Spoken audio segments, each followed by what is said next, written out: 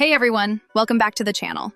Your AI Whisper Queen is here, serving sass, AI magic, and probably way too much coffee at this point. So, you've probably seen this Gemini AI trend all over the place. It's viral, it's trending, it's basically haunting my feed.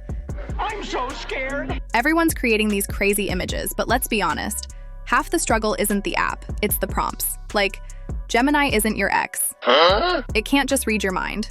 You actually have to type something decent. Here's how it works. Download the Gemini app from the Play Store. Sign in with Google, because who remembers passwords in 2025 anyway? And you're ready to go. Now let me spill the tea on what I've made. I uploaded one of my images, gave Gemini a prompt, and boom, it turned into this gorgeous sunflower-style masterpiece. Like, forget filters, this is AI Photoshop on steroids. Then I tried a water effect. Super moody, super sassy. The kind of photo that looks like it should come with background music. And then, because I'm extra, I made a sari look image with blur and grain effects. Basically, drama, elegance, and a little bit of don't mess with me all rolled into one.